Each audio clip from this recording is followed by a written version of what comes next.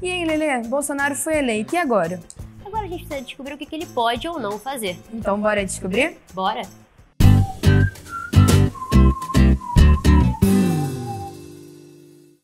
Fala galera, essa aqui é a Lelê. Essa aqui é a Dodô, e antes de a gente começar esse vídeo, a gente queria pedir a você, por favor, se inscrever no canal. Se você está gostando do conteúdo e dos vídeos, deixa aquele joinha e compartilha com os amigos, por favor. Não esquece de ativar o sininho aqui embaixo para assim que sair o vídeo novo você receber logo de cara. No vídeo de hoje, a gente vai falar um pouquinho o que a gente pode ou não esperar de Jair Bolsonaro, porque querendo ou não, ele foi eleito e será nosso presidente pelos próximos 4 anos. Durante as eleições, o Brasil viveu um momento de tensão, polêmica e briga. De um lado, um sentimento anti-Bolsonaro muito forte, e do outro lado, um sentimento também muito forte, mas antipetista. Longe dessa polarização, a gente vai buscar fazer uma análise de conjuntura geral e mostrar para vocês o que está ou não por vir. É bom deixar muito claro aqui que a gente não tem político de estimação, ou seja, se durante o governo tiver erros, a gente vai sim criticar. E toda análise que a gente vai fazer aqui será sem viés e baseada somente em fatos, como por exemplo o próprio plano de governo do Jair Bolsonaro. Então, sem mais delongas, Bolsonaro foi eleito. E agora? A partir de 2019, a Câmara dos Deputados contará com 52 deputados do PSL, 51 a mais do que tinha em 2014. E o Senado, que antes não tinha nenhum, contará com 4 novos senadores. Além dos parlamentares eleitos pelo PSL, Bolsonaro vai poder contar com o apoio do Centrão, que é um bloco formado por diversos partidos que já tinha declarado intenção de voto e o apoio no candidato eleito. Analisando esse panorama, a gente pode dizer que se existia um medo sobre a governabilidade do Bolsonaro, esse medo foi superado. Mas isso não significa que ele pode fazer o que bem entende. Existe uma série de reformas que foram iniciadas no governo Temer e que são de extrema necessidade para a nossa economia. Ou seja, se essas reformas não forem para frente, o Brasil vai entrar em colapso de vez. Reformas da Previdência são de extrema necessidade porque mesmo que o país cobre todas as dívidas de todas as empresas e acabe com toda a corrupção, ela vai continuar deficitária, porque o nosso modelo de previdência atual se tornou insustentável. É importante também citar a reforma tributária e política, mas esse tema de reformas vai ficar para um outro vídeo. Agora vamos falar de polêmica. Durante as eleições, Jair Bolsonaro foi simplesmente bombardeado pela mídia por conta das declarações antigas dele, como por exemplo, fechar o Congresso, defender a tortura e até homenagear um torturador. Perderam em 64, perderam agora em 2016, pela família e pela inocência das crianças em sala de aula que o PT nunca teve, contra o comunismo, pela nossa liberdade, contra o Fórum de São Paulo, pela memória do coronel Carlos Alberto Brilhante Ustra, o pavor de Dilma Rousseff. E tudo isso gerou uma imagem de pessoa antidemocrática, criando um medo muito grande que o mesmo tome atitudes autoritárias e instaure ditadura no molde de 1964. Pois é, Dudu, mas olha só, na primeira entrevista que ele deu para o Jornal Nacional, ele falou que ia seguir à risca a Constituição, e a gente tem 2 motivos para poder realmente acreditar nisso. A primeira é que como ele não ganhou com uma diferença muito grande de votos, ele tem uma posição muito forte caminhando do ladinho dele. E a segunda é que assim, ele já tem a maioria do Congresso, ou pelo menos já tem um bom apoio no Congresso, então não faz sentido querer fechá-lo. Não custa nada lembrar que na época da ditadura havia um cenário geopolítico mundial onde grandes potências como Estados Unidos e União Soviética apoiavam revoluções e guerras no mundo todo. Fora todo o nosso avanço, hoje mais do que nunca o Brasil tem plena noção dessa liberdade de expressão.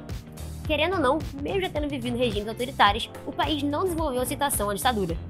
A nossa cultura de liberdade está cada vez mais forte.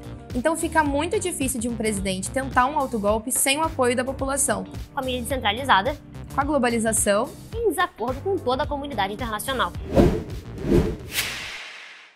E para situações menos graves, como uma tentativa de golpe de Estado, como por exemplo, abuso de poder ou improbidade administrativa, junto ao Ministério Público, o Congresso Nacional e o Judiciário, o presidente pode ter o seu mandato cassado ou sofrer o impeachment, como aconteceu com a nossa ex-presidente Dilma. Gente, eu engasguei comigo mesma. O medo do regime totalitário é tão grande que as pessoas esquecem, por exemplo, de escândalos como o do Mensalão. Querendo ou não, pagar propina pro silêncio e pra parceria do Congresso também é um ato antidemocrático. Eu não sei se ele estava envolvido ou não, doutor. Eu não sei se ele estava, é problema dele. Fazendo um conceito com a vontade popular ou o voto popular sendo de fato representado, simplesmente se tornar um conto de fadas. Outro ponto alto que nós notamos é a continuidade de discursos inflamados e incitando violência por aí, né? Vamos destacar aqui que o Bolsonaro ter sido eleito não te dá o mágico direito de agredir pessoas ou diminuir elas simplesmente porque ela pensa diferente de você. Ou seja, a gente continua vivendo em sociedade. Se você fizer isso, você vai ser punido da mesma forma. E por mais bizarro que seja, a gente tem que lembrar que a gente tá no mesmo país e a gente tem a expectativa de um Brasil melhor. Ou seja, também não dá pra ficar torcendo contra a gestão do candidato pra depois dizer que avisou, né? A título de curiosidade, a gente vai falar algumas coisas que o presidente tem a função. Ele é chefe de governo, ou seja, o presidente é responsável por ações e como gerir a administração federal. Também é responsável como, por exemplo, criar políticas públicas e programas governamentais, Sugerir leis criar e extinguir cargos públicos federais. e a criação e eliminação de ministérios. É muito importante frisar esse último, até porque a máquina pública é gigante e muito disso vem justamente dos ministérios e de cargos comissionados. Isso acaba pesando justamente no bolso do pagador de impostos, que é você, sou eu, é a Dodô e por aí vai. E esse dinheiro que poderia estar no seu bolso ou sendo gasto com infraestrutura para o país, é gasto com pagamento de folha e privilégios para políticos, você sabia? Sendo assim, a ideia de reduzir ministérios não é ruim. Inclusive, Michel Temer, enquanto presidente interino, reduziu o número de ministérios dele de 32 para 23 e enxugou bastante as contas públicas. Então, se o Bolsonaro continuar nessa pegada, vai dar tudo certo. Fica calmo, gente, vai dar tudo certo. Apesar dele ter dado aquela escorregada lá, juntando o Ministério de Agricultura com o Meio Ambiente, né? Pois é, né? Se fazer o Ministério da Galinha com o Ministério da Raposa não dá muito certo, não.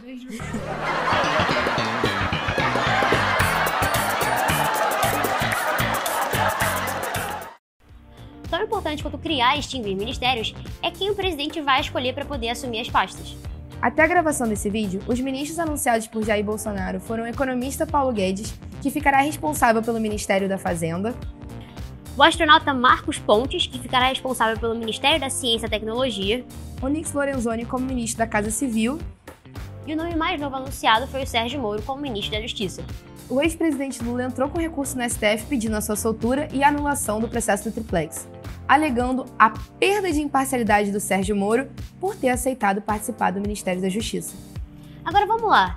Dias Toffoli, Lewandowski, Rogério Fravetto, todos esses aí que estão no PT há um tempão ou já foram envolvidos, seja afiliado, até advogado, nunca foram acusados de parcialidade ou se declararam impedidos ou suspeitos, né?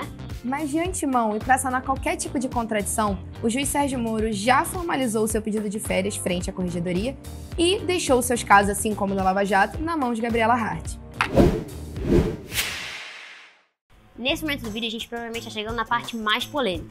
Pois uma das obrigações do presidente é frente à economia, e por diversas oportunidades ele já assumiu que não entende nada do assunto.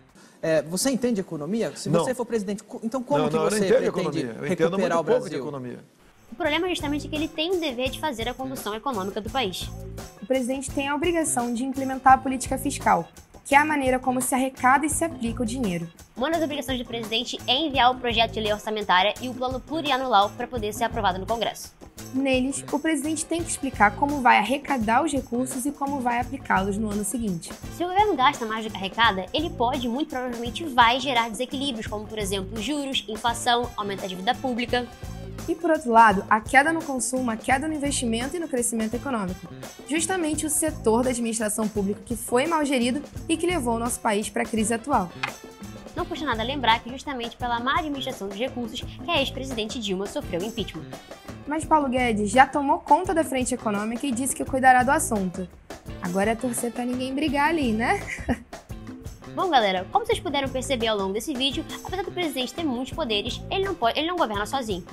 Vai depender muito da gestão que ele montou e de uma base forte e ampla no Congresso para conseguir governar. Muitas das decisões têm que ter autorização das casas legislativas, que é a Câmara dos Deputados e o Senado Federal. Acho que já deu para notar que o cargo de presidente não é brincadeira, né? Eu acho que todo mundo sabe disso. De acordo com a Newsweek, que é uma revista americana, o cargo de presidente do Brasil é considerado como a pessoa mais poderosa da América Latina. Então deve ser por isso que as pessoas dão tanta importância para a candidatura dos presidentes e esquecem de escolher bem os seus outros candidatos, o que é um erro sem tamanho. E para encerrar, é importante dizer que o Englobe vai se posicionar contra qualquer forma de autoritarismo. Afinal, a liberdade não tem partido político e ela deve ser defendida por inteiro. Então, qualquer medida que vá ferir a nossa liberdade, seja econômica ou seja individual, a gente vai sim criticar, a gente vai sim se opor. E dito isso, o videozinho tá chegando no final e agora é torcer para que o presidente eleito faça um bom governo e traga mudanças para o nosso país que realmente precisa. Por esse vídeo é isso, pessoal. Eu espero que você tenha gostado. O nosso maior objetivo aqui é fazer você procurar por informação. Ah, também não esquece de seguir a gente nas redes sociais. Vai aparecer para vocês a da Lelê, a minha da Rede Englobe. É na Rede Englobe que a gente vai estar interagindo um pouco mais de vocês, fazendo enquete, conversando. Então segue lá, manda sugestão de vídeo, manda dica, manda tudo. A gente precisa saber da opinião de vocês e pedir para compartilhar. A gente ajuda Ativar a o crescer sininho o de projetinho. novo, né? Ativar o sininho, dar um like, mandar pros amigos, por favor. E é isso. É isso, tchau, tchau.